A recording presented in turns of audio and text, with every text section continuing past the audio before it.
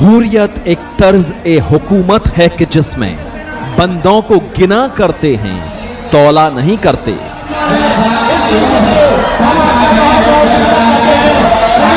कहा जाता है कि जनतंत्र में जनता ही जनार्दन होती है, जनता का ही मत बहुमत होता है और बहुमत ही सत्ता और सरकार का आधार तय करती है।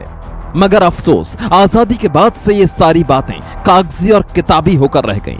आज के हालत में सच ये है कि चुनाव में पैसे के पावर से बहुमत के बल को छलने की चाल चली जाती है। रुपए की ताकत से वोट के अधिकार को खरीदने की आजमाइश हो रही है और वोटर के मन को पैसों की खनक से भरमाने की कोशिश है। कौन नहीं जानता कि इन सब की वजह है चुनावों के दौरान बहने वाला बेहिसाब पैसा।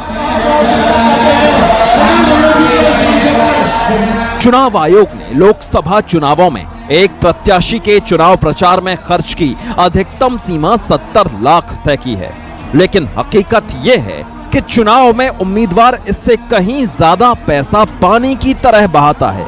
चुनाव प्रचार का एक बड़ा हिस्सा रैलियों पर खर्च किया जाता है। ऐसे में आइए हम आपको बताते हैं कि 10,000 लोगों की भीड़ जुटाने के लिए कम से कम कितने पैसे की जरूरत पड़ती है। 200 फीट लंबा और 150 फीट चौड़ा स्टेज 2 लाख रुपए में बनता है। 10,000 कुर्सियों के लिए 40,000 रुपए किराया जाता है।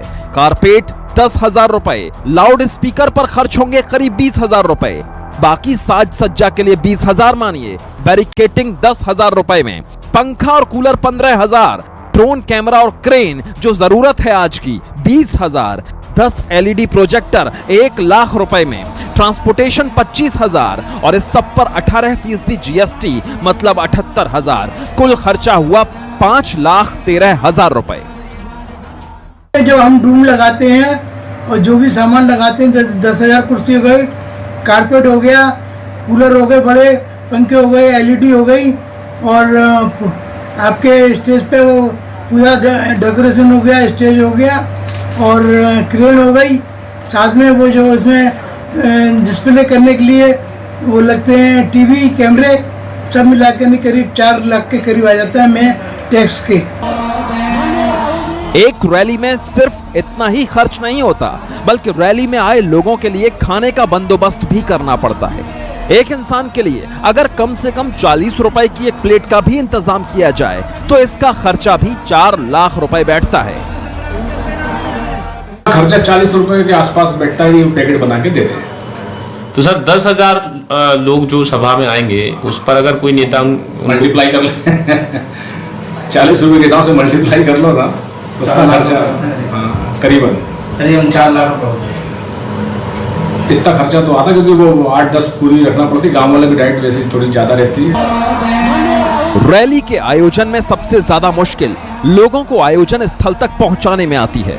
इसके लिए हर प्रत्याशी कई एजेंट नियुक्त करते हैं जो बस और दूसरी गाड़ियों के जरिए लोगों को रैली की जगह तक पहुंचाते हैं। अब ये भी जान लीजिए इसमें करीब करीब कितना खर्च बैठता है। एक 52 सीटर बस बेचते हैं, जिसमें 50-60 लोग आ जाते हैं, 50-55 लोग आ जाते हैं। तो इसमें एक बस का लगभग 7,000 साढ़े 7,000 इतना हम लोग लेते हैं।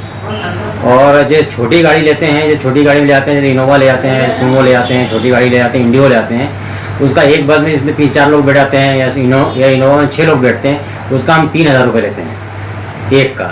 इस हिसाब से आप मल्टीप्लाई कर सकते हैं। साफ है कि 10,000 लोगों को रैली तक पहुंचाने में ही करीब 14 लाख का खर्च आता है। और अगर रैली के कुल खर्चे का हिसाब देखें तो रैली के आयोजन में 5,13,000 रुपए, कैटरिंग में खर्च हुए 4 लाख, ट्रांसपोर्टेशन में सबसे ज्यादा 14 लाख, यानी 10,000 लोगों की भी एक रैली का कुल खर्च हुआ 23,13,000 रुपए। और अगर 3 रैलियां हो गईं तो 23,13,000 गुणा 3 करीब करीब 70 लाख रुपए। आंकड़ों की माने तो 3 रैली के आयोजन में ही चुनाव आयोग के 70 लाख की सीमा खत्म हो जाती है। लेकिन हकीकत यह है कि एक नेता चुनाव के दौरान दर्जनों रैली करता है। इसके अलावा भी कई तरह के कैंपेन चलाए जाते हैं। ऐसे में सवाल है कि फिर ये पैसा आता कहां से है? कैसे रैलियों में जुटाई जाती है भाड़े की भीड़ और कैसे चुनाव में बहाया जाता है पानी की तरह पैसा? आगे हर बात का होगा खुलासा। आप देखते रहिए ऑपरेशन रैली। दिल्ली से विनय सिंह के साथ भोपाल से गौरव शर्मा, न्यूज़ 24।